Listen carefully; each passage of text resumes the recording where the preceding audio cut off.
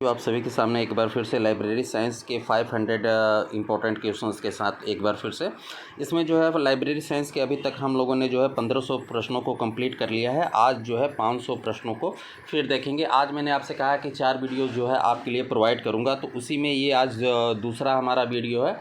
तो चैनल पे पहली बार अगर विजिट कर रहे हैं तो चैनल को सब्सक्राइब करके बेल आइकन को प्रेस ज़रूर कर लीजिएगा ताकि जो भी नोटिफिकेशन हो आप तक पहुंच सके। तो मेरा कॉन्टैक्ट नंबर जो है 979515 3 टाइम 0, ठीक है, 3 टाइम 0 5 है।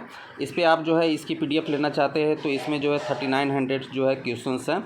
ये जो है मात्र 100 रुपये इसकी कीमत रखी गई है। लाइब्रेरी साइंस की किसी भी एग्ज़ाम के लिए बहुत ही इंपॉर्टेंट है। ये सुपरफास्ट जो है सीरीज़ आप लोगों के लिए मात्र 1 घंटे में आप इसे जो है 500 प्रश्नों को देख पाएंगे, ताकि आपका समय कम से कम लगे और आप अधिक से अधिक जो है लाइब्रेरी साइंस के क्वेश्चंस देख सकें। तो चलिए स्टार्ट करते हैं सुपरफास्ट 500 क्वेश्चंस को। प्रश्न हमारा है कि वैज्ञानिक प्रबंधन शब्द का सर्वप्रथम प्रयोग जो है किसने किया था? तो लुईस बंटिंग ने जो है 1910 में वैज्ञानिक प्रबंधन शब्द का प्रयोग लुईस बंटिंग ने जो है 1910 में किया था। अगला प्रश्न, वैज्ञानिक प्रबंधन का जनक किसे कहा जाता है? तो FW टेलर को। दोनों में देखिए डिफरेंट है, प्रयोग यहाँ पे है और यहाँ पे जनक है, यानी कि फादर ऑफ साइंटिफिक मैनेजमेंट। अगला है, प्रबंधन का शास्त्रीय सिद्धांत का प्रतिपादन किसने किया था? तो FW टेलर ने। अगला प्रश्न है, क्लासिकल ऑर्गेनाइजेशन थ्योरी का प्रतिपादन किसने किया था? FW टेलर ने। बहुत इंपॉर्टेंट क्वेश्चंस हैं और सेलेक्टेड क्वेश्चंस हैं। आगे है, सिस्टम स्कूल ऑफ मैनेजमेंट का संबंध किससे है? FW टेलर से। अगला प्रश्न है, प्रबंधन का सिद्धांत या प्रिंसिपल ऑफ मैनेजमेंट का जनक किसे कहा जाता है? तो हेनरी फ्योल को। आगे है, सर्वप्रथम प्रबंधन का सिद्धांत किसने दिया था तथा कब दिया था? तो हेनरी फ्योल ने जो है 1949 में। आगे देखते हैं, वह बजट कौन सा है जिसमें व्यय कीमतों को विस्तृत भागों में विभाजित किया जाता है और उन्हें पुनः उपवर्गों में जो है विभाजित किया जाता है? तो लाइन बजट। अगला प्रश्न है, लाइन बजट आधारित होता है तो पिछले साल के व्यय पे। आगे देखते हैं, किस प्रकार के बजट में संगठन के द्वारा एक निश्चित धनराशि पुस्तकालय को उपलब्ध कराई जाती है, फिर वह धनराशि कोई ठोस आधार पर न हो करके मनमाने आधार पर निर्धारित की जाती है? तो एक मुश्त बजट कहा जाता है, यानी कि एक ही बार जो है प्रोवाइड कर दिया जाता है। अगला प्रश्न है, किस प्रकार के बजट में एक विशिष्ट फार्मूले के द्वारा संसाधनों का बंटवारा स्वीकृत किए गए संसाधनों पर आधारित हो तो उसे परिशुद्ध या फार्मूला बजट कहते हैं? अगला प्रश्न है, पुस्तकालय में क्रय की गई पुस्तकों का भुगतान किस प्रक्रिया के बाद होता है? तो परिग्रहण के बाद होता है। आगे है, लाइन बजट किस पर आधारित होता है? तो पिछले साल के व्यय पे। अगला प्रश्न है, विश्वविद्यालय पुस्तकालय के लिए वित्तीय स्रोत कौन कौन से हैं? तो विश्वविद्यालय बजट, UGC अनुदान, राज्य सरकार द्वारा दिया गया अनुदान। आगे है, लेखा परीक्षण या ऑडिट कितने प्रकार की होती है? तो 2 प्रकार की। आगे है, लेखा परीक्षण के 2 प्रकार कौन कौन से हैं? तो प्री ऑडिट और पोस्ट ऑडिट। आगे देखते हैं, UGC के सहयोग से किस कमेटी ने महाविद्यालय के लिए 200 रुपया प्रति शिक्षक और 15 रुपया प्रति विद्यार्थी के सूत्र की अनुशंसा की है? तो रंगनाथन कमेटी, जो कि 1957 में गठित की गई थी। आगे है, PPBS का पूरा नाम क्या है? तो प्लानिंग, प्रोग्रामिंग, बजटिंग सिस्टम। अगला प्रश्न है, PPBS को सर्वप्रथम कब प्रारंभ किया गया? तो 1961 में। आगे है, PPBS को सर्वप्रथम किसने प्रारंभ किया? तो USA के जो है रक्षा विभाग के रॉबर्ट मैकनामारा ने किया था। आगे है, PPBS क्या है? तो बजट बनाने की तकनीक है। आगे है, PPBS का संबंध किससे है? तो विस्तृत सूचना की आवश्यकता से है। अगला है, विश्वविद्यालय अनुदान आयोग यानी कि UGC ने शैक्षिक पुस्तकालय के लिए कर्मचारियों के वेतन हेतु कितना बजट निर्धारित किया है? तो कुल बजट का जो है 50%। आगे देखते हैं, एस आर रंगनाथन के अनुसार शैक्षणिक पुस्तकालय के लिए कर्मचारियों हेतु कितना बजट जो है निर्धारित किया गया है? तो 50%। आगे है शैक्षणिक पुस्तकालय के लिए रंगनाथन ने पुस्तक एवं पत्र पत्रिकाओं तथा मरम्मत पर कितना खर्च करने का सुझाव दिया? तो पुस्तक व पत्र पत्रिकाओं पे 40% और मरम्मत बाइंडिंग वगैरह जो खर्च होता है अलग से उस पे जो है 10%। आगे है शैक्षणिक पुस्तकालय के लिए यूजीसी ने पुस्तक एवं पत्र पत्रिकाओं तथा मरम्मत पर कितना खर्च करने का सुझाव दिया? तो पुस्तक पे जो है 30, पत्र पत्रिकाओं पे जो है 3, जल्दसाजी पे जो है 7 व अन्य के लिए 10, कुल जो है 50% हो गया। ये इतना इम्पोर्टेंट क्वेश्चन है कि आपको जल्दी ये प्रश्न जो है देखने को नहीं मिलेंगे। आगे देखते हैं स्पेशल लाइब्रेरी को फंड जो है कहाँ से प्राप्त होता है? तो पैतृक संस्था से। आगे है भारत में विश्वविद्यालय एवं महाविद्यालय पुस्तकालय के लिए स्टाफ फार्मूला का प्रतिपादन किसने किया था तथा कब किया था? और यूजीसी ने इसे कितनी बार संशोधित किया? तो रंगनाथन ने किया था 1958 में और 2 बार संशोधन हुआ 65 और 79 में। आगे है पुस्तकालय बजट का सबसे अधिक खर्च किस पे होता है? तो कर्मचारियों के वेतन पे। आगे है ऐसा शुल्क जो पुस्तकालय द्वारा पुस्तकों के देय दिनांक के पश्चात पाठकों से वसूल किया जाता है उसे क्या कहा जाता है? तो अतिदेय शुल्क, पुस्तकालय कालित शुल्क भी उसे कहा जाता है।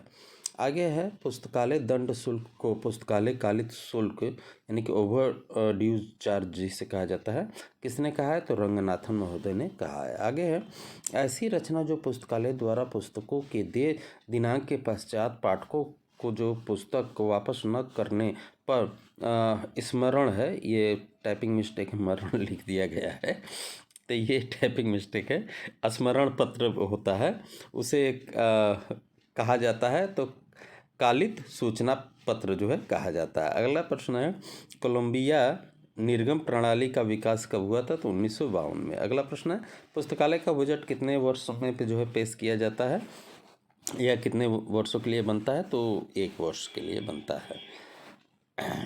आगे है पुस्तकालय का सबसे महत्वपूर्ण विभाग कौन सा होता है? तो अर्जन विभाग या अधिग्रहण विभाग। अगला प्रश्न है पुस्तकों का अर्जन करना परिग्रहण करना माफ़ कीजिए, पुस्तक का चयन करना, अर्जन करना, परिग्रहण करना किस विभाग का कार्य है? तो अर्जन विभाग का कार्य है। अगला प्रश्न है पुस्तकालय के पुस्तकों की वृद्धि कौन सा विभाग करता है? तो अर्जन या अधिग्रहण विभाग करता है। अगला प्रश्न है पुस्तक के क्रय संबंधित प्रक्रिया को पूरा करने के बाद उसे किस विभाग में भेजा जाता है? तो टेक्निकल सेक्शन में भेजा जाता है। अगला प्रश्न है पुस्तकों को निधानी पर व्यवस्थापन से पहले वर्गीकरण तथा सूचीकरण का कार्य कौन करता है? तो तकनीकी विभाग करता है। अगला प्रश्न है पुस्तकों का आदान प्रदान, पुस्तकों का आरक्षण, जुर्माना शुल्क, विलंब वसूली आदि कार्य कौन सा विभाग करता है? तो परिसंचरण विभाग करता है। अगला प्रश्न है पुस्तकालय में पाठक और पुस्तक के मध्य संपर्क स्थापित करने का कार्य कौन से विभाग करता है? तो संदर्भ विभाग करता है। आगे देखते हैं पुस्तकालय का हृदय किसे कहा जाता है? तो संदर्भ विभाग को कहा जाता है। अगला प्रश्न है पुस्तकालय में पत्र पत्रिकाओं एवं सामयिक प्रकाशनों की खरीद एवं व्यवस्था का कार्य कौन सा विभाग करता है? तो सामयिक विभाग करता है।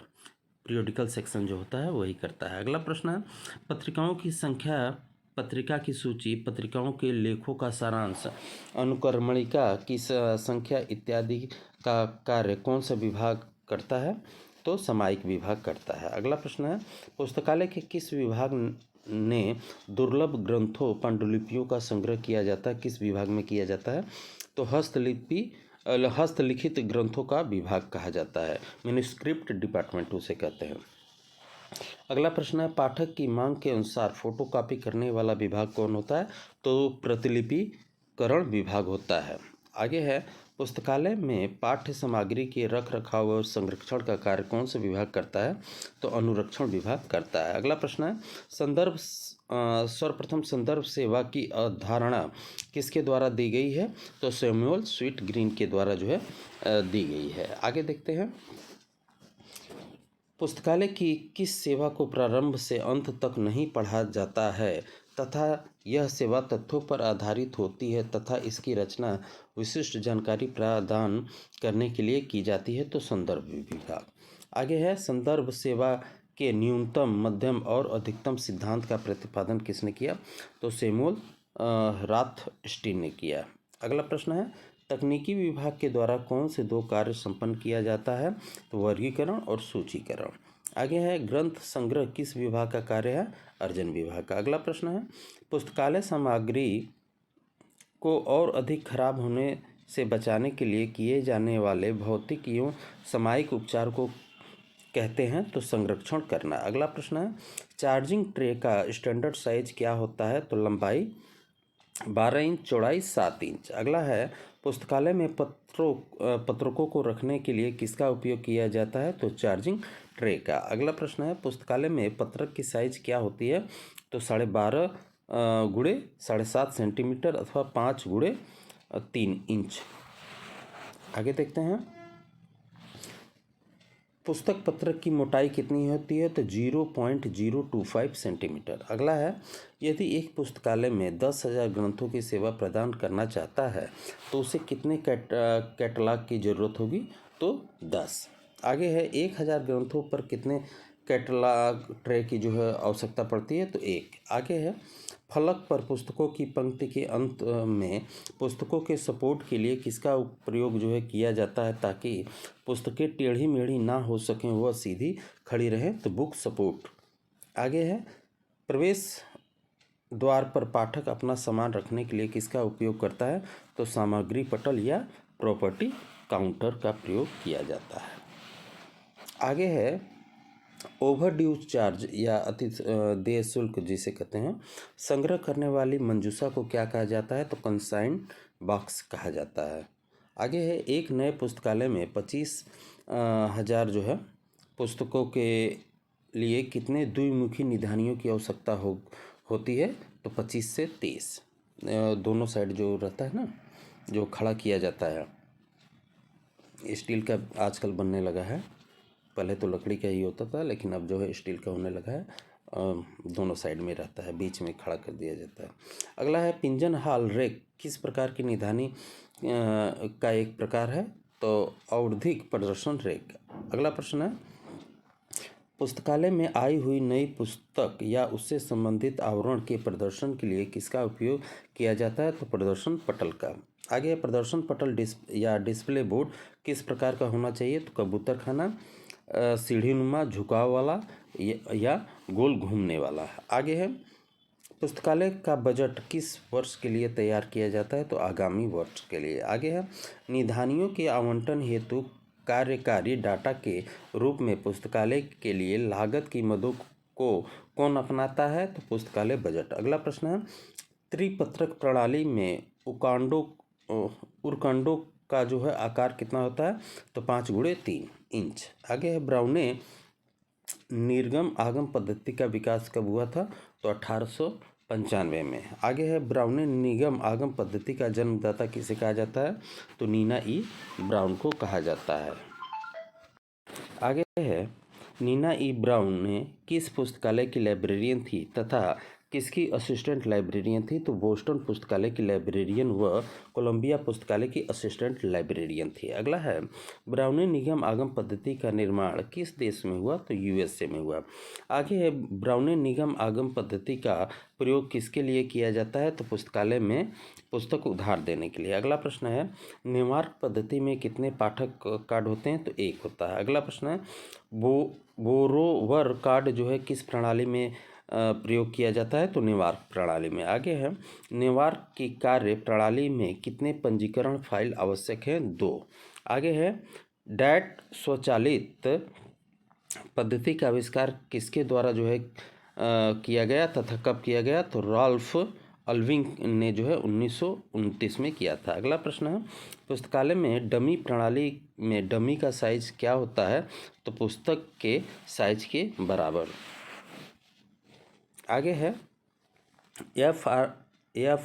माफ़ कीजिए, RFID का पूरा नाम क्या है? तो रेडियो फ्रिक्वेंसी आइडेंटिफिकेशन डिवाइस। आगे है RFID प्रणाली का संबंध किस विभाग से है? तो तकनीकी विभाग से। आगे है ये RF ही है, ई हो गया है। ID प्रौद्योगिकी का प्रयोग किस में जो है किया जाता है? तो परिसंचरण विभाग में किया जाता है। आगे है इंडियन बुक इन प्रिंट कहाँ से प्रकाशित होती है? न्यू दिल्ली से। आगे है परिग्रहण सूची इंडिया या एशियन लिस्ट इंडिया कब से प्रकाशित हो रही है? तो 1962 से। आगे है एशियन लिस्ट इंडिया का नाम बदलकर एशियन लिस्ट साउथ एशिया कब कर दिया गया? तो 1981 में। अगला प्रश्न है एशियन लिस्ट इंडिया कहाँ से प्रकाशित होती है? न्यू दिल्ली से। इसकी आवृत्ति क्या है? तो ये मासिक है। रिसेंट इंडिया बुक का प्रकाशन कब से हो रहा है? तो 1975 से। और रिसेंट इंडिया बुक की आवृत्ति क्या है? तो ये त्रैमासिक है। आगे है रिसेंट इंडिया बुक कहाँ से प्रकाशित हो रही है? न्यू दिल्ली से। आगे है कि रिसेंट इंडिया बुक को जो है कौन प्रकाशित करता है? तो यह PBA करता है। आगे है इंडेक्स इंडियाना की आवृत्ति 1977 से क्या है? तो ये त्रैमासिक है। आगे है कि इंडेक्स इंडियाना की आवृत्ति 1981 से क्या कर दी गई? तो ये वार्षिक कर दी गई। आगे है कि इंडेक्स इंडियाना में प्रविष्टियों का व्यवस्थापन किस पद्धति के अनुसार किया जाता है? तो DDC के अनुसार। आगे हम इंडेक्स इंडियाना कितनी भाषाओं में प्रकाशित हो रहा है? तो 6 भाषाओं में। पूरी डिटेल जितने भी ये क्वेश्चंस हैं इनकी पूरी डिटेल के लिए आप मेरे RPSC लाइब्रेरियन की जो सीरीज है उसमें आप देख सकते हैं। इनको जो है पूरी मैंने जो है बना रखा है। एक मतलब 30 मिनट में जो है आप 30 ही प्रश्न देखते हैं, लेकिन उसके साथ पूरी डिटेल जो है एक प्रश्न से कितने प्रश्न को आप टोटल क्लियर कर सकते हैं वो टोटल चीज़ मैंने वहाँ पे बता रखा है, यहाँ पे नहीं बताऊँगा। आगे देखते हैं इंडेक्स के कितने भाग हैं? तो 3 भाग है। आगे है ब्राउनिंग निगम आगम पद्धति में पुस्तक पत्रक व पुस्तक थैली की साइज़ क्या होती है? तो पुस्तक पत्रक बुक कार्ड 4x2 इंच, पुस्तक थैली जो है या बुक पैकेट जिसे कहते हैं वो 5x3 इंच। आगे है इंडेक्स इंडियाना का प्रकाशन कब से हो रहा है? तो 1977 से। आगे है नेवार्क प्रणाली की स्थापना किसके द्वारा की गई? तो जॉन कॉटन दाना के द्वारा। अगला प्रश्न है नेवार्क प्रणाली की स्थापना किस वर्ष हुई थी? तो आगे देखेंगे।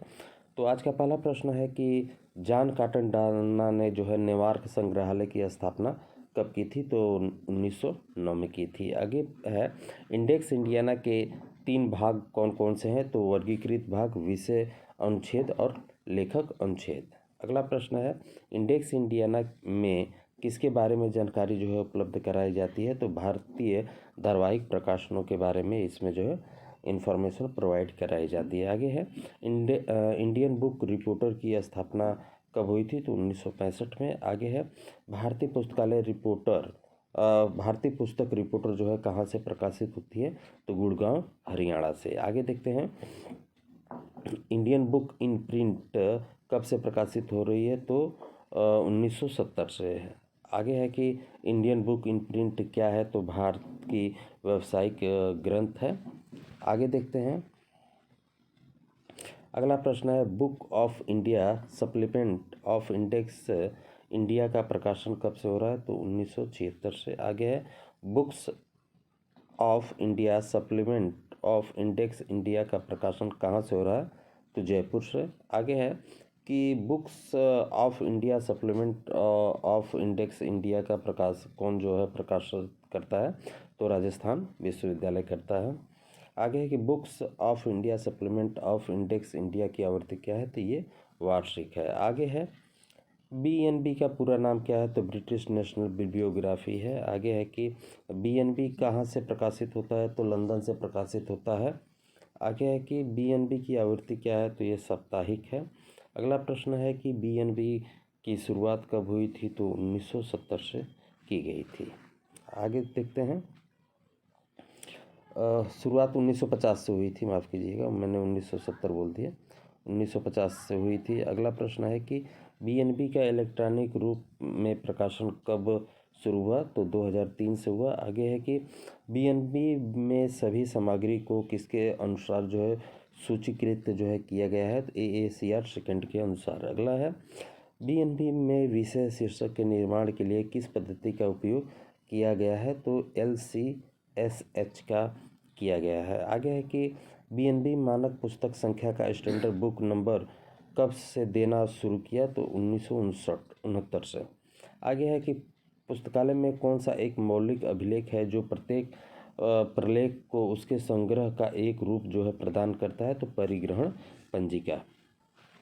आगे देखते हैं, अगला प्रश्न है, परिग्रहण पंजिका में पुस्तकों को किस क्रम में दर्ज किया जाता है? तो परिग्रहण पंजिका में पुस्तकें जो है जिस क्रम में जो पुस्तकालय में प्राप्त होती हैं उसी क्रम में जो है किया जाता है। आगे है कि प्रत्येक पुस्तक जिसके शीर्षक यानी कि टाइटल के पश्चात एक रबड़ की मोहर जो है अंकित की जाती है जिस पर रिकॉर्ड तथा प्रक्रिया करने की जानकारी जो है दी जाती है, उसको क्या कहा जाता है? तो परिग्रहण मोहर कहा जाता है। आगे है, पुस्तकालय का मेन रिकॉर्ड किसे कहा जाता है? तो परिग्रहण पंजिका को ही कहा जाता है। अगला प्रश्न है कि पुस्तकालय में पुस्तक के क्रय करने के लिए पुस्तकों का बिल तथा क्रयादेश से मिलान करने के बाद क्या किया जाता है? तो पुस्तकों का परिग्रहण किया जाता है। अगला प्रश्न है कि पुस्तकालय में पुस्तक क्रय करने के लिए पुस्तकों का परिग्रहण, वर्गीकरण, सूची करने के बाद क्या किया जाता है? तो इसका लेबलिंग किया जाता है। आगे देखते हैं, वह स्लिप जिसमें पुस्तकालय का विवरण होता है जिस पुस्तकालय में वह मौजूद है, इसके साथ पुस्तकालय का मोनोग्राफ भी छपा होता है जो पुस्तकालय की प्रामाणिकता को प्रसिद्ध करता है। तो प्राधिकरण स्लिप। आगे है, दिनांक स्लिप पुस्तक में कहाँ चिपकाई जाती है? तो पुस्तक के अंतिम पृष्ठ में। अगला प्रश्न है, दिनांक स्लिप में कुछ कॉलम बने होते हैं जिसमें पुस्तकालय का नाम, दिनांक, हस्ताक्षर बने होते हैं। जिस दिनांक को पुस्तक जमा की जाती है उसे क्या कहा जाता है? तो पुस्तक देय दिनांक यानी कि ड्यू डेज कहा जाता है, डेट कहा जाता है। आगे है, पुस्तक में पुस्तक पत्रक डालने के लिए किसका उपयोग किया जाता है? तो पुस्तक थैली, बुक पॉकेट का यूज किया जाता है। आगे कि पुस्तक के कवर पेज पर नीचे के कोने में दाईं स्लाइड में किसको चिपकाया जाता है जिसका उपयोग पुस्तक कार्ड डालने के लिए जो है किया जाता है? तो पुस्तक थैली, बुक पॉकेट का ही यूज किया जाता है। आगे है, स्पाइन पर कौन सी संख्या लिखी जाती है? तो क्रमांक संख्या या सीरियल नंबर लिखा जाता है। अगला है, गुप्त पृष्ठ में कौन सी संख्या लिखी होती है? तो परिग्रहण पंजिका लिखी होती है। आगे देखते हैं, पुस्तकालय में जितनी भी पुस्तकें आती हैं उनका विवरण स्टॉक रजिस्टर में लिखा होता है, उसे कहते हैं तो परिग्रहण पंजिका कहते हैं। अगला प्रश्न है, परिग्रहण पंजिका का स्टैंडर्ड साइज क्या है? तो 16x13। अगला प्रश्न है, परिग्रहण पंजिका में स्टैंडर्ड कॉलम की संख्या कितनी होती है? 14। अगला प्रश्न है, किताबों की जांच करना, सत्यापन, पुस्तकें प्रेषित करना, पुस्तकें और बिल प्राप्त करने के लिए किस का उपयोग जो है किया जाता है? तो परिग्रहण पंजिका का उपयोग किया जाता है। अगला प्रश्न है, मानक परिग्रहण पंजिका में कितनी पुस्तकों की जो है एंट्री होती है? तो कम से कम 2500 और अधिकतम जो है 5000। अगला प्रश्न है, पुस्तक में परिग्रहण संख्या कितनी जगह लिखी होती है? 2 जगह।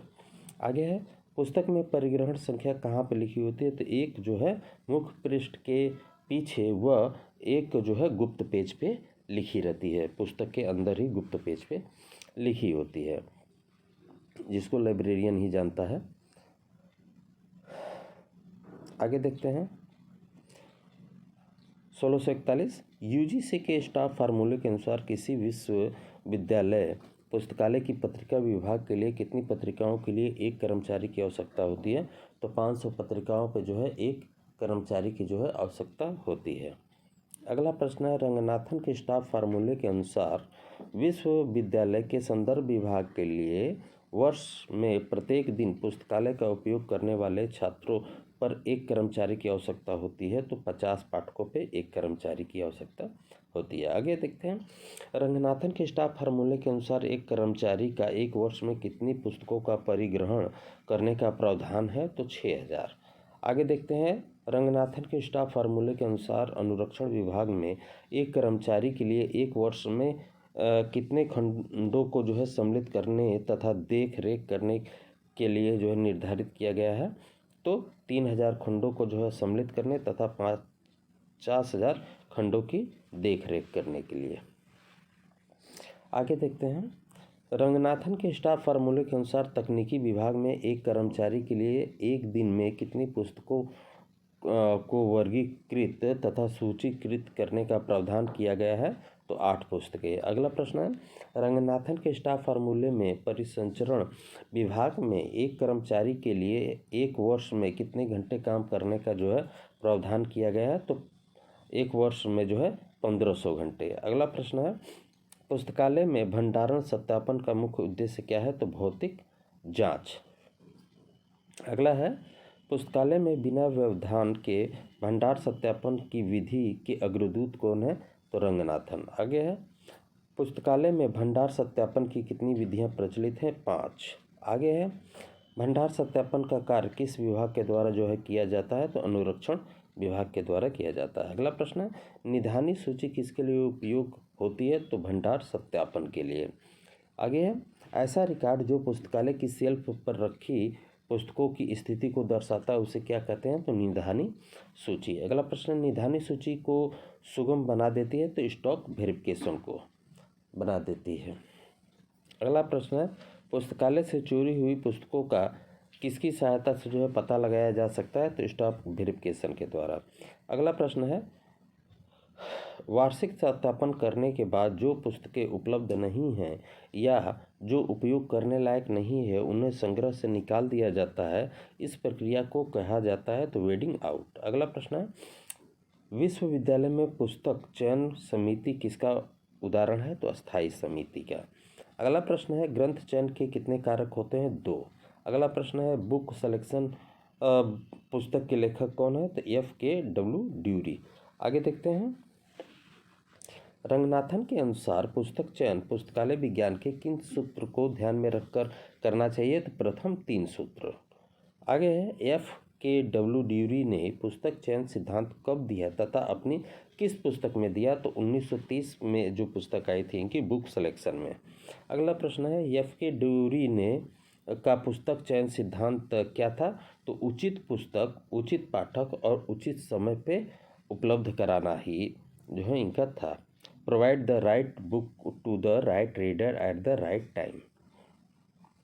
अगला प्रश्न है, मेलवी डेवी का पुस्तक चयन सिद्धांत क्या था तथा यह कब दिया? तो अधिकतम व्यक्तियों के लिए न्यूनतम व्यय पर सर्वोत्तम पुस्तक क्रय करना 1876 में ये दिया गया था। अगला प्रश्न है, नेवार्क प्रणाली का निर्माण कहाँ हुआ था? तो संयुक्त राज्य अमेरिका के न्यू जर्सी राज्य के न्यूयॉर्क सार्वजनिक पुस्तकालय में। अगला है, ये यहाँ पे प्रश्न अंकित करना शायद भूल गया है। तो नेवार्क में पत्रक का आकार क्या होता है? तो 5x3 इंच होता है। आगे है कि भारत में प्राचीन ग्रंथों के संरक्षण में कौन कौन सी राष्ट्रीय महत्वपूर्ण संरचनाएं सहयोग प्रदान कर रही हैं? तो कुल 7।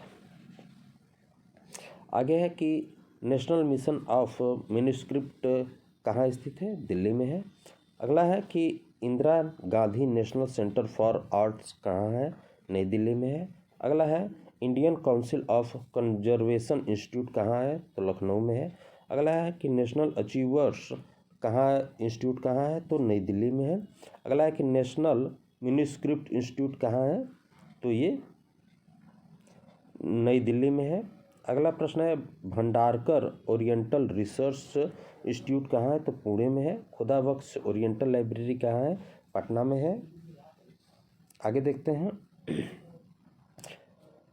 पुस्तकालय में जो विजिटर आते हैं उनके द्वारा पुस्तकालय की सेवा एवं व्यवस्था तथा उपयोगिता के विषय में पुस्तकालय का अवलोकन करने के बाद की क्या धारणा बनती है, उनका उल्लेख विजिटर के द्वारा किसमें किया जाता है?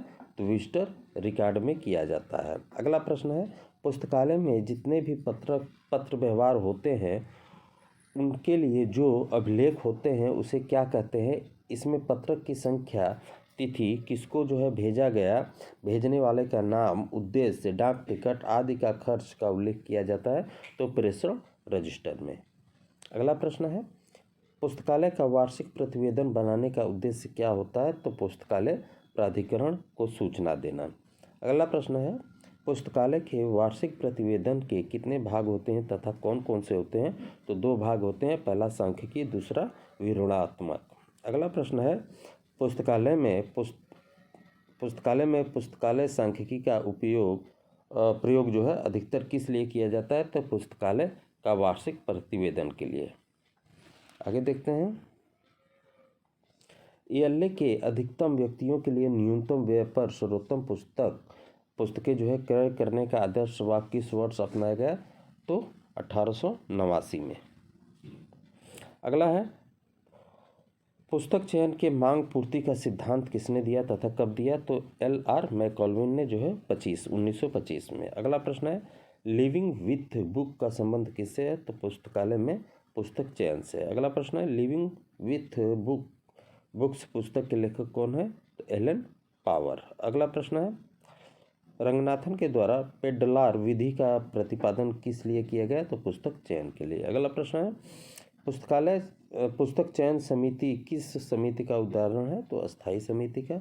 अगला प्रश्न, ग्रंथ सूची क्या है? तो पुस्तकों की सूची। अगला प्रश्न है, ग्रंथ सूची का प्रकाशन कितने स्तरों पर किया जाता है तथा कौन कौन से हैं? तो 3 स्तर पर किया जाता है, राष्ट्रीय, अंतर्राष्ट्रीय और व्यापारिक स्तर पर। अगला प्रश्न है, INB 1957 की आवृत्ति क्या थी? तो ये त्रैमासिक थी। अगला प्रश्न है, राष्ट्रीय स्तर पर भारत की ग्रंथ सूची क्या है? तो इंडियन नेशनल बिब्लियोग्राफी, INB जिसे कहते हैं। अगला प्रश्न है, अंतर पुस्तकालय ऋण किस विभाग का कार्य है? तो ग्रंथ आदान प्रदान या परिसंचरण विभाग का कार्य है। अगला प्रश्न है कि परिसंचरण विभाग मुख्य कार्य किए जाते, परिसंचरण विभाग में कौन से कार्य किए जाते हैं? तो निर्गम आगम कार्य किए जाते हैं। अगला प्रश्न है, निवार्क निगम आगम प्रणाली के लिए कितनी सामग्रियों की आवश्यकता होती है? 7। अगला प्रश्न है, ग्रंथ संग्रह कक्ष या स्टॉक रूम और आदान प्रदान पटल सार्वजनिक सूची का संबंध किस विभाग से है? तो परिसंचरण विभाग से है। अगला प्रश्न है, परिग्रहण विभाग में चार्ज का क्या अर्थ होता है? तो चार्ज मतलब जारी की गई पुस्तक। अगला प्रश्न है, डिस्चार्ज का मतलब होता है वापस ली गई पुस्तक, ये भी ध्यान रखिए। कार्डेक्स पद्धति का आविष्कार किसके द्वारा जो है किया गया? तो रेमिंगटन रैंड ऑफ इंडिया के द्वारा। अगला प्रश्न है, कार्डेक्स पद्धति का दूसरा नाम क्या है? तो क्षैतिज कार्ड इंडेक्स। आगे है, कार्डेक्स का व्यापारिक नाम क्या है? तो विजुअल इंडेक्स। अगला प्रश्न है, पुस्तकालय में मैनुअल रूप से धारावाहिकों के लिए विजुअल कैटलॉग या विजुअल रिकॉर्ड को बनाए रखने के लिए जो है किसका उपयोग किया जाता है? कार्डेक्स का। अगला प्रश्न है, कार्डेक्स प्रणाली में कितनी संरचनाएं या ट्रे होती हैं? तो 16। अगला प्रश्न है, प्रत्येक सचिका या ट्रे में कितनी सामयिक प्रकाशनों को जो है रखा जा सकता है? तो 64। अगला प्रश्न है, 16 दराजों में कुल कितने सामयिक प्रकाशनों को जो है रखा जा सकता है? तो 1024। अगला प्रश्न है, कार्डेक्स प्रणाली में कितने पत्रक बनाए जाते हैं तथा कौन कौन से होते हैं? तो 2 पत्रक, तरल पत्रक और शिखर, यानी कि बॉटम कार्ड और टॉप कार्ड। अगला है, कार्डेक्स प्रणाली के दोनों पत्रक की साइज क्या होती है? तो 150 mm गुणे 100 mm। अगला है, कार्डेक्स में, तो हमारा पहला प्रश्न है, सामयिक विभाग में वह सप्ताह जिसमें सामयिक प्रकाशनों के मांगने में डाक विलंब होने के बाद ही सामयिक प्रकाशनों के, यहाँ पे थोड़ी टाइप मिस्टेक है, अंकों के लिए वितरक को जो है स्मरण पत्र भेजा जाता है, उसे क्या कहते हैं? तो अनुग्रह सप्ताह कहा जाता है। आगे देखते हैं, त्रिपत्रक प्रणाली के विकास का श्रेय किसे है? तो रंगनाथन महोदय का है। अगला प्रश्न है, त्रिपत्रक प्रणाली का विकास रंगनाथन ने कब किया था? तो 1930 में किया था। और कहाँ किया था? त्रिपत्रक प्रणाली का 3 कार्ड सिस्टम का विकास तो जो है ये मद्रास विश्वविद्यालय में है। और त्रिपत्रक प्रणाली का निर्माण किस उद्देश्य से किया गया? तो पत्र पत्रिकाओं के नियंत्रण वो लेखा जोखा रखने के लिए। अगला है कि पत्रक प्रणाली थ्री कार्ड सिस्टम जो है किससे संबंधित है? तो अवधि प्रकाशन का रखरखाव करने से। अगला प्रश्न है, किस प्रणाली में रंगनाथन ने चेक कार्ड की तैयारी शुरू की? तो त्रिपत्रक प्रणाली में। आगे देखते हैं, त्रिपत्रक प्रणाली में जो है कौन कौन से कार्ड होते हैं? तो पंजीयन पत्रक होता है, जांच पत्रक होता है, माफ़ कीजिए, त्रिपत्रक प्रणाली में पंजीयन पत्रक, जांच पत्रक को किस क्रम में व्यवस्थित किया जाता है? तो अनुक्रमिक क्रम में किया जाता है। अगला है कि त्रिपत्रक प्रणाली में कौन कौन से कार्ड होते हैं? तो पंजीयन कार्ड होता है, जांच कार्ड होता है और क्लासिफाइड इंडेक्स कार्ड होता है। अगले है, एक प्रतिवेदन जिसमें संक्षिप्त रूप से पुस्तकालय के क्रियाकलाप, उपलब्धियों, कार्यक्रम और भविष्य की योजनाओं हेतु विवरण प्रस्तुत किए जाते हैं, उसे क्या कहा जाता है? तो वार्षिक प्रतिवेदन कहा जाता है। अगला प्रश्न है, पुस्तकालय सांख्यिकी के अंतर्गत आने वाले 3 क्षेत्र कौन कौन से हैं? तो संग्रह, वित्त, कर्मचारी। अगला है कि माध्यमिका मोड जो है सांख्यिकी माध्यम जो है क्या कहलाती है? तो सांख्यिकी कहलाती है। अगला प्रश्न है, कई बार कई पुस्तकों को अन्य निधानियों पर जो है रख दिया जाता है और उसे सही निधानी पे रखने की प्रक्रिया को जो है क्या कहा जाता है? तो निधानी परिशोधन कहा जाता है। अगला प्रश्न है, संघन उपकरण का या कॉम्पैक्ट स्टोरेज किसका उदाहरण है? तो भंडार उपकरण का जो है उदाहरण है। अगला प्रश्न है, जिल्दबंदी करने के लिए सर्वप्रथम क्या किया जाता है?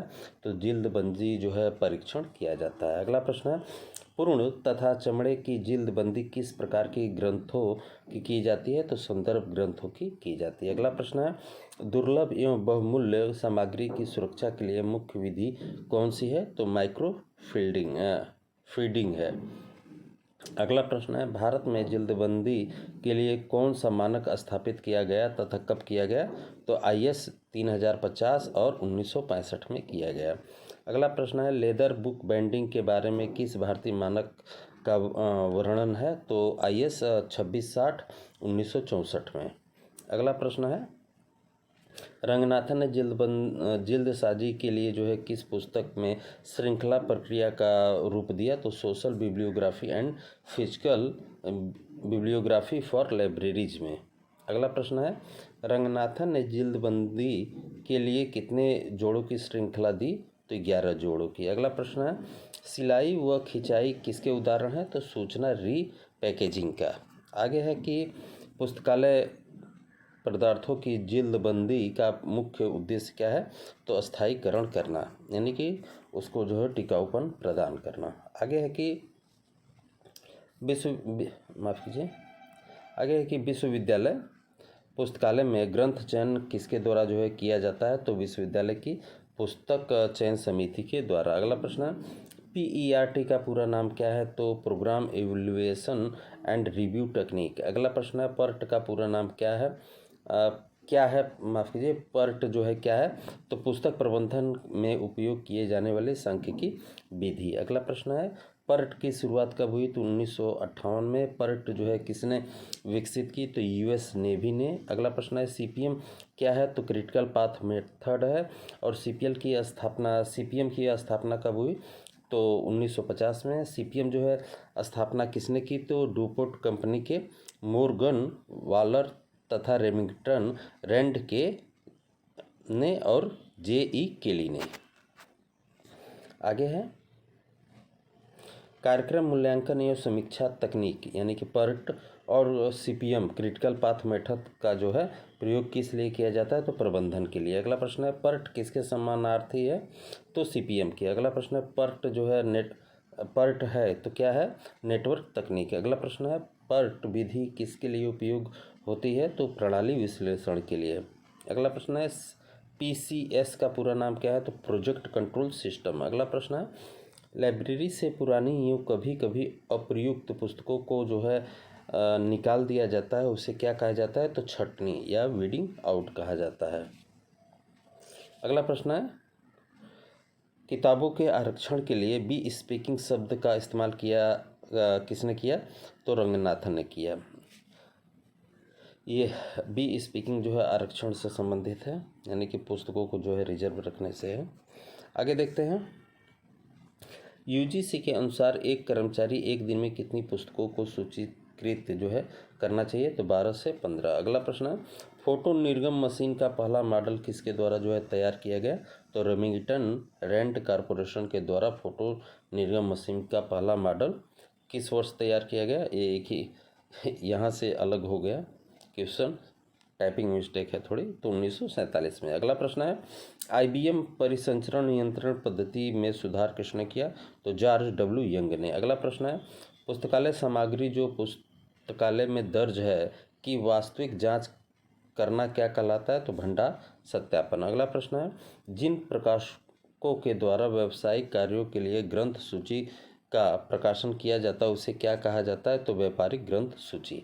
अगला प्रश्न है, भारत की व्यावसायिक ग्रंथ सूची का नाम क्या है, तो इंडियन बुक इन प्रिंट। अगला प्रश्न है, INB 1964 की आवृत्ति क्या है, तो ये मासिक है।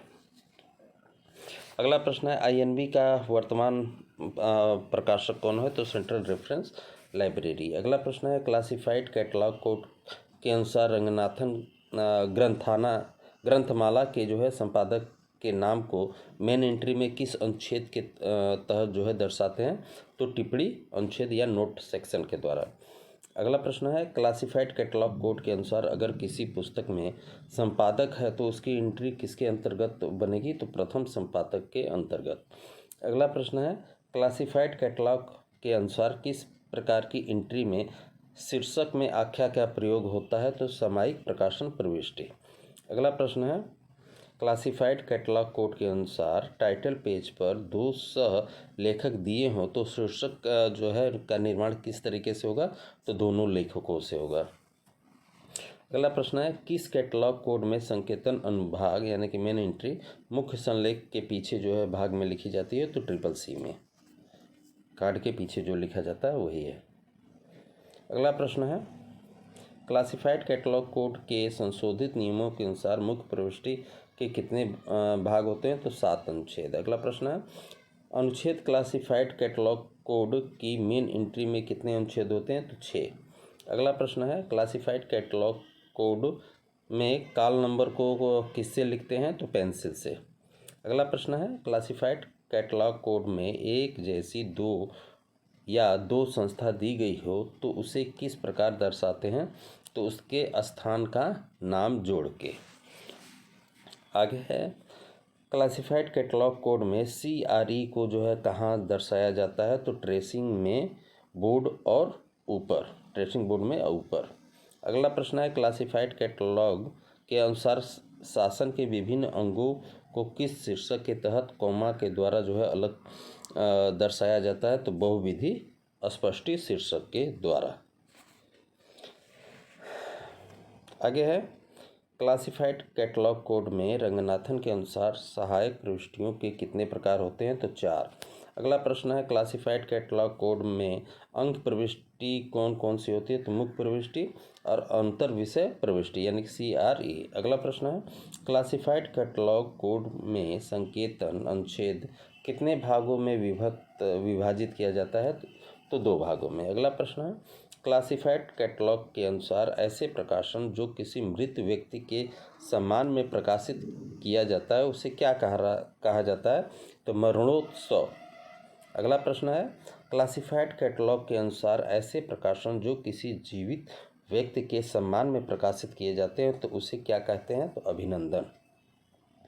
अगला प्रश्न है, क्लासिफाइड कैटलॉग के अनुसार मेन एंट्री कार्ड के बैक साइड में यानी कि संकेतन में जो है काल्पनिक रूप से कितने भागों में विभक्त है, तो 2 भागों में। अगला प्रश्न है, अनुवर्ग सूची में कितने प्रकार की ग्रंथ निर्देशित प्रविष्टि जो है बनाई जाती है, तो 4। अगला प्रश्न है, AACR 1 कब आई, तो 1967 में। आगे है, देसी डाक बुलेटिन का प्रकाशन कौन करता है, तो देसी डाक करता है। अगला प्रश्न है, RD डाइजेस्ट का प्रकाशन कौन करता है, तो देसी डॉक करता है। अगला प्रश्न है, RD डाइजेस्ट की आवृत्ति क्या है, तो द्विमासिक है। अगला प्रश्न है, RD बुलेटिन का प्रकाशन कौन करता है, तो देसी डॉक करता है। अगला प्रश्न है, DRDO न्यूज लेटर का प्रकाशन कौन करता है, तो DRDO करता है। DRDO न्यूज लेटर की आवृत्ति क्या है, तो मासिक है। देसी डाक की स्थापना किसके सहयोग से हुई थी? तो DRDO के सहयोग से हुई थी। अगला प्रश्न है, देसी डाक का पैतृक संगठन कौन है? तो DRDO है। अगला प्रश्न है, DRDO के किन्हीं 3 पत्रिकाओं के नाम बताइए? तो defence science general, defence life science general और देसी डाक journal of library and information technology. अगला प्रश्न है, DRDO का आदर्श वाक्य क्या है? तो बलस से मूल विज्ञानम। अगला प्रश्न है, विज्ञानम है ये। अगला प्रश्न है, DRDO की स्थापना हुई थी तो 1958 में। अगला प्रश्न है, INIS का पूरा नाम क्या है? तो इंटरनेशनल न्यूक्लियर इंफॉर्मेशन सिस्टम। अगला प्रश्न है, INIS की स्थापना कब हुई थी? तो 1969 में, 70 में। अगला प्रश्न है, INIS की स्थापना किसने की थी? तो IAEA ने की थी। आगे देखते हैं, परमाणु ऊर्जा के शांतिपूर्ण उपयोग पर वैज्ञानिक और तकनीकी जानकारी प्रदान करने के लिए किसकी स्थापना की गई? तो इनिस की। अगला प्रश्न है, भारत में इनिस का समन्वय केंद्र क्या है? तो बार्क।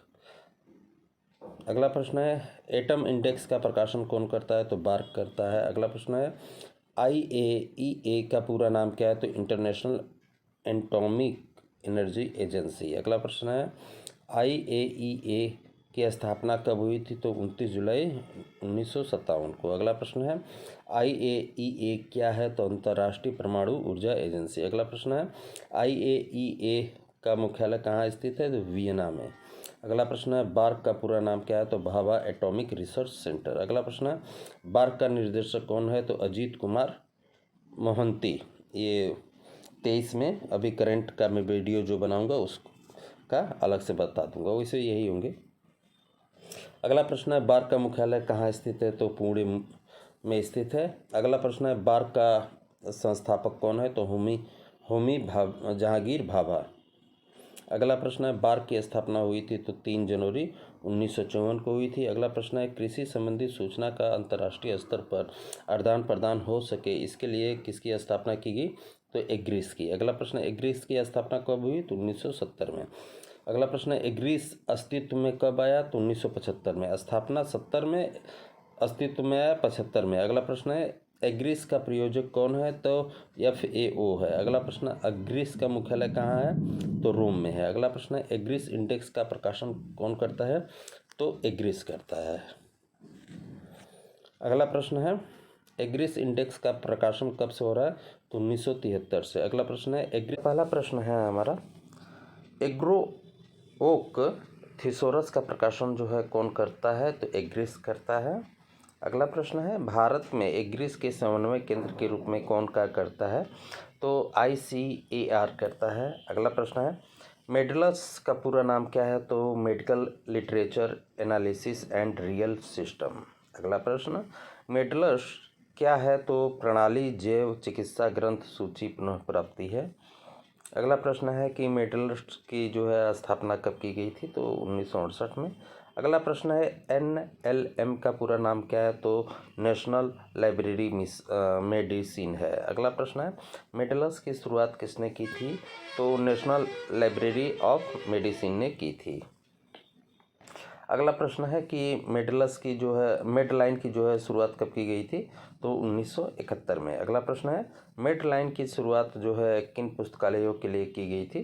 तो ये मेडिकल लाइब्रेरी के लिए की गई थी। अगला प्रश्न है, मेडलस में सूचना पुनर्प्राप्ति के लिए किसका उपयोग जो है किया जाता है? तो मेडिकल सब्जेक्ट हेडिंग का। अगला प्रश्न है, मेस का पूरा नाम क्या है? तो मेडिकल सब्जेक्ट हेडिंग। आगे देखते हैं, मेडलाइन किसका डेटाबेस है? तो जीव विज्ञान और बायोमेडिकल का। अगला प्रश्न है, पबमेड क्या है? तो मेडिकल लाइब्रेरी ऑफ मेडिसिन की एक सेवा है। अगला प्रश्न है, एपनिस की शुरुआत किसने की थी? तो यूनेस्को और AASRC ने की थी। अगला प्रश्न है, CAS का पूरा नाम क्या है? तो केमिकल एब्स्ट्रैक्ट सर्विस। अगला प्रश्न है, केमिकल एब्स्ट्रैक्ट सर्विस की शुरुआत कब की गई थी? तो 1907 में। अगला प्रश्न है, केमिकल एब्स्ट्रैक्ट कौन प्रदान करता है? तो अमेरिकन केमिकल सोसाइटी करती है। अगला प्रश्न देखते हैं, केमिकल सर्विस का मुख्यालय जो है कहाँ है तथा इसकी आवृत्ति क्या है? तो ये ओहियो में है और साप्ताहिक है। अगला प्रश्न है, विक्रम नेटवर्क किसका जो है एक सार्वजनिक डेटा नेटवर्क है? तो पैकेट स्विचिंग का।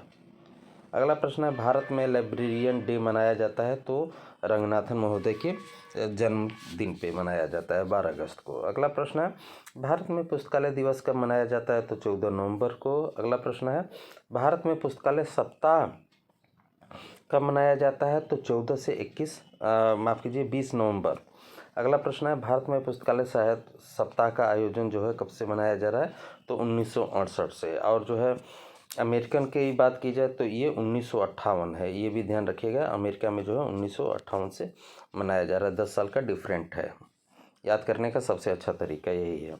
अगला प्रश्न है, भारत में पुस्तकालय सप्ताह की शुरुआत करने का श्रेय किसे माना जाता है? तो ILA को माना जाता है। अगला प्रश्न है, अमेरिका में पुस्तकालय सप्ताह कब से मनाया जा रहा है? 1958 से। आ भी गया क्वेश्चन। अगला प्रश्न है, अमेरिका में पुस्तकालय सप्ताह किस महीने में मनाया जाता है?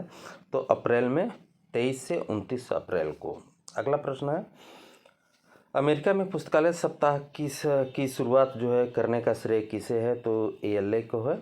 जैसे भारत में ILA को है, वैसे अमेरिका में ALA को है। अगला प्रश्न, विश्व पुस्तकालय दिवस जो है कब मनाया जाता है? तो 1 जुलाई को। अगला प्रश्न है, विश्व पुस्तक दिवस कब मनाया जाता है? तो 23 अप्रैल को। अगला प्रश्न है, विश्व पुस्तक दिवस कब से मनाया जा रहा है? तो 23 अप्रैल 1995 से। आगे देखते हैं, विश्व पुस्तक दिवस 2018 की थीम क्या थी? तो पढ़ना यह मेरा अधिकार है। अगला प्रश्न है, कॉपीराइट दिवस कब से मनाया जा रहा है? तो 23 अप्रैल से। अगला प्रश्न, विश्व कॉपीराइट दिवस जो है कब से मनाया जा रहा है? तो 23 अप्रैल 2012 से। आगे देखते हैं, विश्व बौद्धिक संपदा दिवस यानी कि IPR जो है कब से मनाया जाता है? तो 26 अप्रैल से। अगला प्रश्न है, नेशनल रीडिंग डे कब मनाया जाता है? तो 19 जून को। अगला प्रश्न है, नेशनल रीडिंग मंथ जो है कब मनाया जाता है? तो 19 जून से 18 जुलाई तक। 2000 बार बार जुबान पे है, जाने का नाम ही नहीं ले रहा है। अगला प्रश्न है, सूचना साक्षरता पद का सर्वप्रथम प्रयोग किसने किया था? तो पाल-जी जुकोवर्सी ने। अगला प्रश्न है, सूचना साक्षरता पद का प्रयोग पाल-जी जुकोवर्सी ने कब किया? तो 1974 में। अगला प्रश्न है, अंतर्राष्ट्रीय साक्षरता दिवस कब मनाया जाता है? तो सितंबर। अगला प्रश्न है, अंतर्राष्ट्रीय साक्षरता दिवस की शुरुआत किसने की थी? तो यूनेस्को ने। अगला प्रश्न, अंतर्राष्ट्रीय साक्षरता दिवस प्रथम बार कब मनाया गया? तो 8 सितंबर 1967 को। अगला प्रश्न है, बुक इन प्रिंट का प्रकाशन कौन है? तो RR बुकर। अगला प्रश्न है, भारतीय विज्ञान अकादमी के द्वारा प्रकाशित लोकप्रिय विज्ञान पत्रिका का क्या नाम है? तो करंट साइंस। अगला प्रश्न है, पुस्तकालय विज्ञान की अंतर्राष्ट्रीय विद्वानों की पत्रिका का क्या नाम है? तो लिब्री। ये लिब्री है, यहाँ पे ऐसे है, लिब्री है, टाइपिंग मिस्टेक है थोड़ा। अगला प्रश्न है, लिब्री, यहाँ पे देखिए है भी, लिब्री की शुरुआत कब की गई थी? तो 1950 में। अगला प्रश्न है, लिब्री का प्रकाशन कहाँ से होता है? तो डेनमार्क से। अगला प्रश्न है, नालंदा पुस्तकालय की पहल किसने की थी? तो राष्ट्रीय प्रौद्योगिकी संरचना कालीकट। अगला प्रश्न है, राइट टू रीडर कार्यक्रम की शुरुआत कब हुई थी? तो 1970 में। अगला प्रश्न है, भारतीय राष्ट्रीय परामर्श बोर्ड की स्थापना कब हुई थी? तो 1966 से। आगे देखते हैं, भारतीय राष्ट्रीय परामर्श बोर्ड की स्थापना किसके द्वारा जो है की गई थी? तो शिक्षा मंत्रालय के द्वारा की गई थी। अगला प्रश्न है, अमेरिकन लाइब्रेरी एसोसिएशन के अध्यक्ष मार्गेट चीमोस द्वारा जो है सूचना साक्षरता पर अध्यक्षीय समिति का गठन जो है कब किया गया? तो 1987 को। अगला प्रश्न है, सूचना साक्षरता पर अध्यक्षीय समिति ने जो है रिपोर्ट कब प्रस्तुत की? तो 10 जनवरी 89 को। अगला प्रश्न है, सूचना साक्षरता के महत्व, सूचना साक्षरता के विकास और अवसरों व स्कूली शिक्षा की जानकारी की रूपरेखा की रिपोर्ट जो है रिपोर्ट में प्रस्तुत की गई। तो presidential committee on information literacy में। अगला प्रश्न है ग्रे लिटरेचर से तात्पर्य क्या है? तो आंतरिक प्रतिवेदन जिसे प्रलेख के रूप में नहीं किया गया हो। अगला प्रश्न है ग्रे लिटरेचर शब्द का प्रथम बार किसने और कब प्रयोग किया? तो 1978 में आगर ने। अगला प्रश्न है मिलियन बुक प्रोजेक्ट की स्थापना जो है कब की गई? तो 2007-8 में। अगला प्रश्न है मिलियन बुक प्रोजेक्ट को जो है किसने प्रारंभ किया था? तो कार्नेगी मेलन यूनिवर्सिटी ने। अगला प्रश्न है रंगनाथन को पुस्तकालय विज्ञान का जो है जनक किस राष्ट्रपति ने कहा है? विज्ञान का जनक जो है किस राष्ट्रपति ने कहा? तो वीवी गिरी ने कहा है। अगला प्रश्न है रंगनाथन को विज्ञान का जो है जनक वीवी गिरी ने जो है कब तथा कहाँ कहा था? तो 18 दिसंबर 1965 को बेंगलुरु में। अगला प्रश्न है किसने कहा था कि लाइब्रेरियनशिप एक पेशा नहीं है? तो मेडन मूर व मैक फेरन ने। अगला प्रश्न है where is the wisdom we lost in knowledge, यह कथन जो है किसका है? तो टीसी इलियट का। अगला प्रश्न है पुस्तकों का चयन एक अनंत कार्य है, यह कथन जो है किसका है? तो सीए कटर का है। चार्ल्स एमी कटर इनका पूरा नाम है, सीए कटर शॉर्ट नाम है। अगला प्रश्न है द प्रीसियन कोड की शुरुआत जो है कब की गई? तो 99 में की गई। अगला प्रश्न है डाइट कोड की शुरुआत जो है कब की गई? तो 86 में की गई थी। अगला प्रश्न है 1886 में। अगला प्रश्न है डायस्टका कोड की स्थापना किसने की थी? तो के डायस्टका ने की थी। अगला प्रश्न है एएसी कोड की शुरुआत कब की गई? तो 1908 में की गई। अगला प्रश्न है एएसी कोड की शुरुआत किसने की थी? तो एएलए और एलए ने। अगला प्रश्न है एंग्लो अमेरिकन कैटलॉग यानी कि एएसी 1908 में किस शीर्षक के तहत जो है प्रकाशित हुआ था?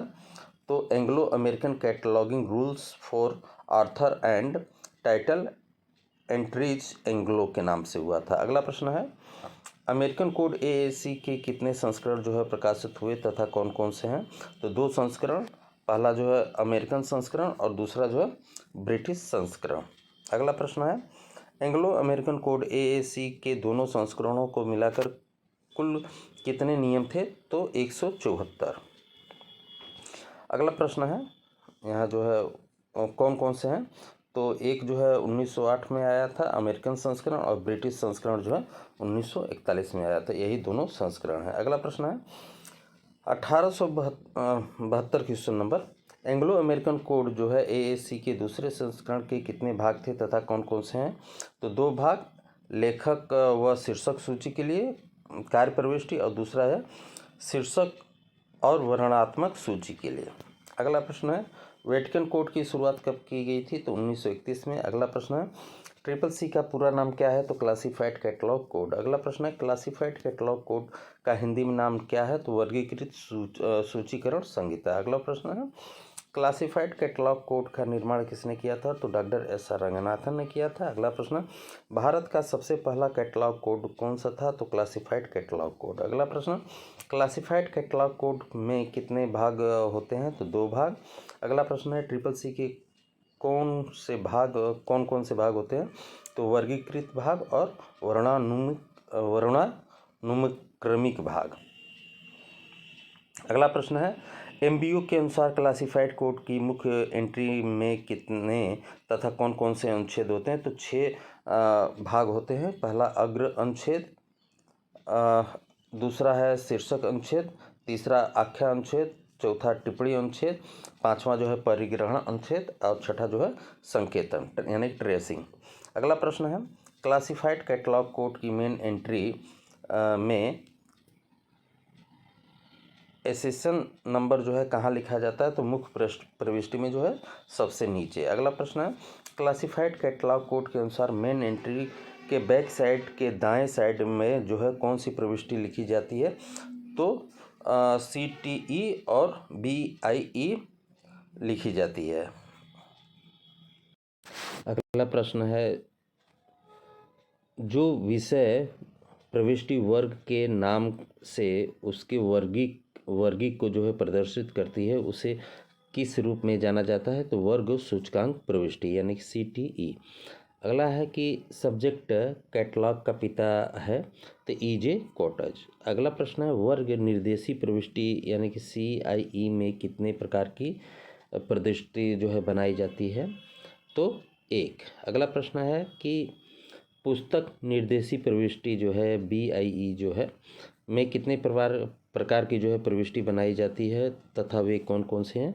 तो आर्थर और जो है जॉइंट आर्थर, दूसरा है कैलकुलेटर एंट्री सीरीज और तीसरा है टाइटल, चौथा है सीरीज।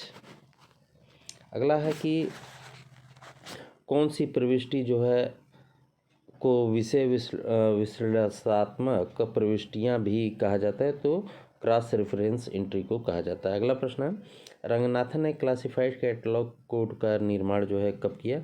1934 में। अगला है कि मिलियन प्रोजेक्ट का संबंध किससे है? तो पुस्तक डिजिटल परियोजना से है।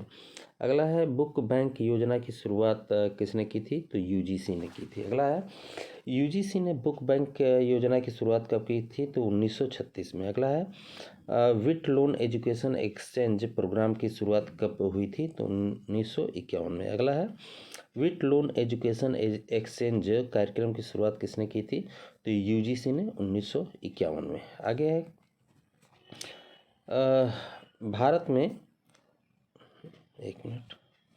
भारत में पुस्तकालय एवं सूचना विज्ञान की शिक्षा के लिए 2011 का महत्व क्या है? तो ये शताब्दी वर्ष है, क्योंकि आपको याद होगा WA बॉर्डन जो है 1911 में स्टार्ट किया था और भारत आए थे 10 में।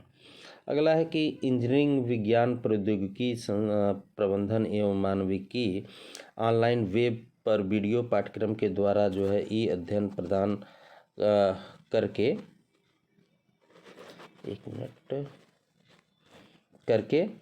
IITO तथा IISc के संयुक्त कार्यक्रम को क्या कहते हैं? तो NPTE कहते हैं। आगे है कि ग्रंथालय व्यवसायियों के लिए आचरण के 7 द्वीप जरूरी हैं, यह सुझाव किसने दिया? तो RL मित्तल ने दिया। अगला है कि जयंती परियोजना का संबंध किससे है? तो स्टार्ट करते हैं। जुबली परियोजना का संबंध किससे है? तो इलेक्ट्रॉनिक सूचना सेवाओं के मूल्यांकन से है। अगला प्रश्न है मित्र मंडल परिकल्पना से किसने अवगत कराया? तो मोती भाई अमीन ने। अगला प्रश्न है किससे पहले मुद्रित पुस्तकों को का जो है सेसवा काल जो है कहा जाता है? तो 1500 AD से पहले की पुस्तकों को। अगला प्रश्न है भारत में पुस्तकालय तथा संरचनाओं के लिए दस्तावेजों की आपत्तियों व निबंधों पर जो है निर्माण किसके द्वारा जो है किया जाता है? तो FPBAL के द्वारा किया जाता है। अगला प्रश्न है इंडियन साइंस एब्स्ट्रैक्ट का प्रकाशन कब से हो रहा है? तो 1965 से। आगे है भारत में मानकों का निर्धारण करने वाली प्रमुख संस्था कौन सी है?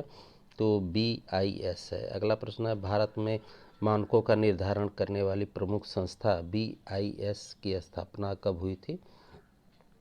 तो 23 दिसंबर 1986 को की गई थी। अगला प्रश्न है किस कॉलेज में सर्वप्रथम यूजर एजुकेशन का उपयोग किया गया? तो मार्टियर कॉलेज में। अगला प्रश्न है इंडियन साइंस एब्स्ट्रैक्ट की जो है आवृत्ति क्या है? तो ये पाक्षिक है, मतलब 15 दिन। पाक्षिक का मतलब होता है ना, चंद्रमा जो है 15 दिन बढ़ता है थोड़ा थोड़ा करके, फिर 15 दिन घटता है। आगे है सूचना साक्षरता के 7 स्तंभ जो का प्रतिपादन किसने किया? तो स्कूल नर्ल ने किया था। आगे देखते हैं भारत की प्रथम लाइब्रेरी की स्थापना कब तथा कहाँ की गई? तो सिरसा जो कि हरियाणा में पड़ता है 2013 में। अगला प्रश्न है भारत की प्रथम डिजिटल लाइब्रेरी की स्थापना कब हुई तथा कहाँ स्थित है? तो 19 जून 2018 को नई दिल्ली में स्थित है। अगला प्रश्न है मुक्त प्रवेश द्वार प्रणाली की शुरुआत जो है किसके द्वारा की गई थी? तो JD ब्राउन के द्वारा। अगला प्रश्न है मुक्त द्वार प्रणाली ओपन एक्सेस सिस्टम जो है को पहली बार जो है किसके द्वारा जो है शुरू किया गया? तो स्टेट लेनिन पुस्तकालय के द्वारा। अगला प्रश्न है पुस्तकालय की ओर से कोई भी भुगतान किए बिना किसी को भी कहीं भी पहुंच का अधिकार देने वाले प्रकाशक को क्या कहते हैं? तो ओपन एक्सेस प्रकाशन। अगला प्रश्न है, भारतीय कृषि अनुसंधान संस्थान कहाँ पर स्थित है? तो नई दिल्ली में है। अगला प्रश्न है, रत्न सागर, रत्न रंजिका, रत्नोदधि कौन से पुस्तकालय के भाग हैं? तो नालंदा लर्निंग सेंटर के भाग हैं। अगला प्रश्न है, ऐसी सेवा जो हमें हर क्षेत्र के बीच जो प्रकाशित गुणवत्ता नियमित ओपन एक्सेस पत्रिका निःशुल्क संपूर्ण पाठ देती है को कहते हैं? तो DOAJ। यहाँ पे टाइपिंग मिस्टेक है, शायद PDF कन्वर्ट करते समय यहाँ भी मिस्टेक है। अगला प्रश्न है, DOAJ साइट पर किसकी सूची होती है? तो ओपन एक्सेस पत्रिका की सूची होती है। आगे देखते हैं, DOAJ का पूरा नाम क्या है? तो directory of open access journal. अगला प्रश्न है, वह लाइसेंस जिसके द्वारा रचनाकार यह सूचित कर सकते हैं कि कौन से अधिकार वह सुरक्षित रख सकता है, वह कौन से छोड़ सकता है, उस लाइसेंस को किस नाम से जानते हैं? तो क्रिएटिव कॉमन लाइसेंस। अगला प्रश्न है, लोकप्रिय पत्रिका साइंस का प्रकाशन कौन करता है? तो American association for the advancement of science. अगला प्रश्न है, दिसंबर 2014 में जो है भारत सरकार के कौन से विभाग ने जो है सार्वजनिक वित्त पोषित अनुसंधान हेतु अपनी नीति के रूप में ओपन एक्सेस को जो है अनुमोदित किया? तो जैव प्रौद्योगिकी विभाग ने। अगला प्रश्न है, लाइब्रेरी वर्ल्ड पत्रिका का प्रकाशन कौन करता है? तो JD ब्राउन। अगला प्रश्न है, ग्रंथालय के आधार है, यह कथन किसका है? तो WCB शेयर्स का है। आगे देखते हैं, कोई संग्रह 20 साल के बाद अपनी प्रासंगिकता जो है खो देता है। इस अवधि के बाद ऐसी पुस्तकों को पुस्तकालय में नहीं रखा जाना चाहिए, परंतु इसे हटाया या निकाल देना जाना चाहिए। यह शब्द किसका है? तो रंगनाथन का है। अगला प्रश्न है, पुस्तकालय का महत्व उसमें पुस्तकों की संख्या की अपेक्षा पाठ्य सामग्री को उपादेय बनाने की क्षमता देने की क्षमता से निर्मित होता है। यह कथन किसका है? तो रविंद्रनाथ टैगोर का है। अगला प्रश्न है, एक स्टेटमेंट्स आपसे एग्जाम में जरूर पूछे जाएंगे। भारत में विश्वविद्यालय पुस्तकालय का जो है हृदय स्थल होता है, यह किस ने कहा था? तो आपको दो नाम याद रखने होंगे, राधा कृष्णन ने भी कहा है और CD देशमुख ने भी कहा है, लेकिन दोनों में से एक ही ऑप्शन आपको मिलेगा। अगला प्रश्न है कि कोई विश्वविद्यालय उतना ही अच्छा होता है जितना कि उसका पुस्तकालय। यह शब्द किसने कहा है? तो HGB हटचिंग ने कहा है। अगला प्रश्न है, जिस प्रकार हर गांव में टैंक तथा कुएं होते हैं, उसी प्रकार हर गांव में पुस्तकालय भी होना चाहिए। यह कथन किसका है? तो चिल्का मंत्री लक्ष्मी नरसिम्हा का है। अगला प्रश्न है, विश्व में उत्तम विचारों को जानने का सबसे तेज और सरल मार्ग जो है सार्वजनिक पुस्तकालय है। यह कथन किसका है? तो गेरल्ड जॉनसन का है। आगे देखते हैं, रंगनाथन का पुस्तकालय विज्ञान में वही स्थान है जो आइंस्टीन का जो है भौतिक विज्ञान में है। यह कथन किसका है? तो यूजिन गारफील्ड का है। अगला प्रश्न है, क्लासिफाइड कैटलॉग कोड के कितने संस्करण आ चुके हैं तथा कब कब प्रकाशित हुए? तो 5 संस्करण आ चुके हैं। 34, 45 आप इस तरीके से याद रख सकते हैं मोबाइल नंबर के थ्रू। 34, 45, 51, 58, 64 और 1988, और 5वां रिवाइज एडिशन जो था वो रिवाइज्ड हुआ था, ये भी ध्यान रखिए। आगे है कि क्लासिफाइड कैटलॉग कोड के किस संस्करण में आदर्शक सिद्धांत का निर्माण हुआ? तो दूसरे सिद्धांत में। अगला प्रश्न है, क्लासिफाइड कैटलॉग कोड के सिद्धांत किस पर आधारित है? तो सूचीकरण के उपसूत्रों पर। अगला प्रश्न है, रंगनाथन ने क्लासिफाइड कैटलॉग कोड के सिद्धांत किस पुस्तक में दिए हैं? तो थ्योरी ऑफ लाइब्रेरी कैटलॉग में। अगला प्रश्न है, CCC के अनुसार यदि दो सहकारक ग्रंथ निर्माण में एक प्रकार का कार्य किया हो तो दोनों सहकारकों का नाम किससे जो है जोड़ा जाएगा? तो एंड से जोड़ा जाएगा। अगला प्रश्न है, क्लासिफाइड कैटलॉग कोड के अनुसार आख्या अनुच्छेद, टिप्पणी अनुच्छेद, शीर्षक अनुच्छेद कहाँ से आरंभ होते हैं? तो द्वितीय ऊर्ध्व रेखा से। आगे है कि क्लासिफाइड कैटलॉग कोड की जो है मेन एंट्री में प्रथम ऊर्ध्व रेखा से कौन सा अनुच्छेद जो है प्रारंभ होता है, तो परिग्रहण संख्या और अग्र अनुच्छेद। अगला है बुक इंडेक्स एंट्री यानी कि BIE कब बनाई जाती है, तो आख्या से विषय का पता न चलने पर। अगला प्रश्न है क्लासिफाइड कैटलॉग कोड में जो है किस प्रकार के संलग्न कार्य के लिए जो है नियमों का प्रावधान है, तो राष्ट्रीय ग्रंथ सूची के लिए, दूसरा है कि बुक के लिए, तीसरा है आवधिक प्रकाशनों के लिए, चौथा है सार पत्रिका के लिए और पांचवा है अनुक्रमणिका पत्रिका के लिए। अगला है वह कौन सा प्रथम कैटलॉग था जो आदर्श सिद्धांतों पर आधारित था, तो CCC। अगला प्रश्न है सूचीकरण के आदर्श सिद्धांतों का प्रतिपादन किसने तथा कब किया, तो रंगनाथन महोदय ने किया 1938 में। अगला प्रश्न है सूचीकरण के आदर्श सिद्धांत का प्रतिपादन किस पुस्तक में किया, तो थ्योरी ऑफ लाइब्रेरी कैटलॉग में। अगला प्रश्न है कैटलॉग कोड की मुख्य प्रविष्टि में किस अनुच्छेद में उपलब्ध सूचनाएं पाठक के लिए नहीं होती हैं, तो संकेत अनुच्छेद में। अगला प्रश्न है अंतर विषयी प्रविष्टि का दूसरा नाम क्या है, तो सब्जेक्ट एनालिटिक एंट्री। अगला प्रश्न है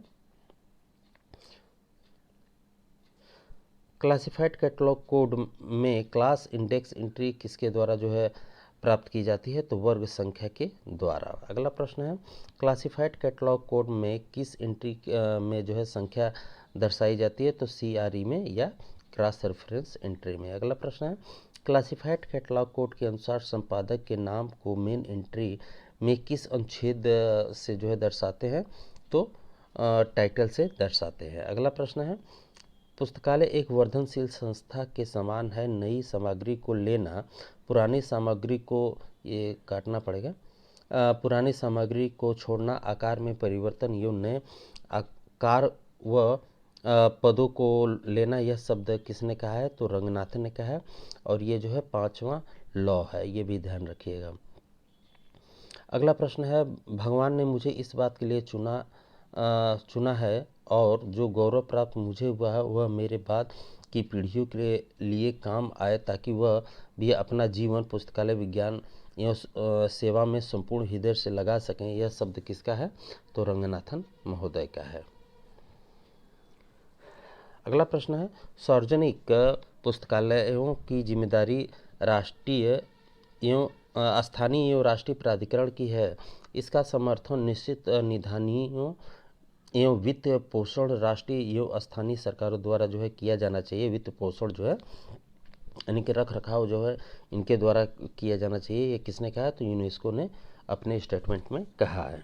अगला प्रश्न है कि जब किसी विशिष्ट प्रविष्टि का जो है शीर्षक किसी पुस्तक के विशिष्ट विषय को व्यक्त करता है तो उसे क्या कहा जाता है, तो विषय सूची। अगला प्रश्न है लेखक सूची और शीर्षक सूची का सम्मिलित रूप क्या कहलाता है, तो नाम सूची। अगला प्रश्न है शब्दकोश सूची या डिक्शनरी कैटलॉग का पिता जो है किसे कहा जाता है, तो चार्ल्स एमी कटर को कहा जाता है। अगला प्रश्न है पुस्तकालय सूची के उद्देश्यों का वर्णन किसने किया है, तो चार्ल्स एमी कटर ने किया है। अगला प्रश्न है पुस्तकालय सूची के उद्देश्यों का वर्णन चार्ल्स एमी कटर ने किस पुस्तक में तथा कब किया, तो रूल्स फॉर डिक्शनरी कैटलॉग में, जो कि 1876 में। अगला प्रश्न है the buffalo public library in 1883 नाम का आर्टिकल जो है किसने लिखा, तो चार्ल्स एमी कटर या CA कटर भी कह सकते हैं आप। आगे है the buffalo public library in 1883 नामक आर्टिकल चार्ल्स एमी कटर ने कब लिखा था तथा किसकी कॉन्फ्रेंस में लिखा था, तो 1883 में ALA की 6ठी कॉन्फ्रेंस में। अगला प्रश्न है किस दस्तावेज में मेटा डाटा किसी वास्तविक चित्रण का उदाहरण है, तो कार्ड कैटलॉग का। अगला प्रश्न है ब्रिटिश म्यूजियम कोड की शुरुआत कब हुई थी, तो 1841 में। अगला प्रश्न है ब्रिटिश म्यूजियम कोड में कुल कितने नियम हैं, तो 91। अगला प्रश्न है ब्रिटिश म्यूजियम कोड की शुरुआत किसने की थी, तो एंथोनी पेंजी ने। अगला प्रश्न है ब्रिटिश म्यूजियम कोड का नवीनतम संस्करण कब आया, तो 1936 में, माफ़ कीजिए 1936 में। अगला प्रश्न है ब्रिटिश म्यूजियम कोड जो है का नवीनतम संस्करण जो है कितने नियम है नवीनतम संस्करण में 41। अगला प्रश्न है किसने सर्वप्रथम औपचारिक संहिता के द्वारा उनके पुस्तकों के सूचीकरण के लिए प्रसूचीकरण नियमों को संहिताबद्ध किया? तो एंथोनी पेंजी ने। आगे देखते हैं rules for compiling the catalogue of printed book map and music British museum पुस्तक के लेखक कौन है? तो एंथनी पेंजी है। अगला प्रश्न है जावेद कोड का निर्माण हुआ? तो 1852 में। अगला प्रश्न है जावेद कोड में कुल कितने नियम है? 39 नियम है। अगला प्रश्न है रूल्स फॉर डिक्शनरी कैटलॉग की शुरुआत किसने तथा कब की थी? तो चार्ल्स एमी कटर ने 1876 में। अगला प्रश्न है RDC का पूरा नाम क्या है? तो रूल्स फॉर डिक्शनरी कैटलॉग। अगला प्रश्न है रूल्स फॉर डिक्शनरी कैटलॉग में नियमों की संख्या कितनी है? 205। अगला प्रश्न है रूल्स फॉर डिक्शनरी कैटलॉग के अब तक कितने संस्करण प्रकाशित हो चुके हैं? तो 4। और कब कब हुए हैं? तो पहला 1876, 89, 91 और एक 1904 में। अगला प्रश्न है रूल्स फॉर डिक्शनरी कैटलॉग का चौथा संस्करण कहाँ प्रकाशित हुआ? तो वाशिंगटन में। आगे देखते हैं रूल्स फॉर डिक्शनरी कैटलॉग का जो है नवीनतम संस्करण में कुल कितने नियम हैं? तो 369। अगला प्रश्न है डिक्शनरी कैटलॉग का पिता किसे कहा जाता है? तो चार्ल्स एमी कटर को ही कहा जाता है। अगला प्रश्न है कैलिबर का आयोजन वर्ष में कितनी बार होता है? तो 2 बार। अगला प्रश्न है इंडियन साइंस अब्स्ट्रैक्ट किस वर्गीकरण पद्धति का उपयोग जो है करता है? तो UDC का। अगला प्रश्न है analysis of library and information का प्रकाशन कौन करता है? तो इंसडॉक करता है। अगला प्रश्न है analysis of library and information का प्रकाशन कब से हो रहा है? तो 1954 से। अगला प्रश्न analysis of library and information के प्रकाशन की आवृत्ति क्या है? तो ये त्रैमासिक है। अगला प्रश्न है मैत्रेयी सॉफ्टवेयर को किस लिए जो है विकसित किया गया? तो कलकत्ता पब्लिक लाइब्रेरी के लिए। अगला प्रश्न है ई ग्रंथालय सॉफ्टवेयर की स्थापना किसने तथा कब की? तो निक ने की 2003 में। अगला प्रश्न है ई ग्रंथालय सॉफ्टवेयर का 2007 में जो है कौन सा वर्जन आया? तो 3.0 आया। अगला प्रश्न है ई ग्रंथालय का वर्तमान में कौन सा संस्करण जो है प्रचलित है? तो 4.0। अगला प्रश्न है ई ग्रंथालय की स्थापना कहाँ पर की गई थी? कर्नाटक में। अगला प्रश्न है ई ग्रंथालय कैसा सॉफ्टवेयर है? Open source. अगला प्रश्न है ग्रंथालय सॉफ्टवेयर की स्थापना किसने की? तो इंसडॉक ने। अगला प्रश्न है बेसिक पुस्तकालय सॉफ्टवेयर को किसने विकसित किया? तो इन्फॉर्मेशन डायमेसिस USA ने किया। अगला प्रश्न है विनिसिस सॉफ्टवेयर की शुरुआत किसने की? तो विप्रो ने। अगला प्रश्न है CDS तथा IS सॉफ्टवेयर की स्थापना किसने तथा कब की? दोस्तों एक कमेंट है आप लोगों के लिए IS का पूरा नाम मुझे कमेंट बॉक्स में ज़रूर करके बताइएगा ताकि मैं भी तो देखूं कि आपकी तैयारी कैसी है। यूनेस्को ने जो है 1985 में। अगला प्रश्न है CDS तथा IS सॉफ्टवेयर का विकास जो है किस भाषा में हुआ? तो पास्कल भाषा में। अगला प्रश्न है CDS तथा IS सॉफ्टवेयर कितने चरणों में बना? तो 4 चरणों में। अगला प्रश्न है CDS तथा IS सॉफ्टवेयर किस प्रकार की प्रणाली है? तो डेटाबेस प्रबंधन प्रणाली। अगला प्रश्न है CDS तथा IS सॉफ्टवेयर के संदर्भ में FST का पूरा नाम क्या है? तो फील्ड सिलेक्टेड टेबल। अगला प्रश्न है CDS तथा IS सॉफ्टवेयर की रूपांतरण भाषा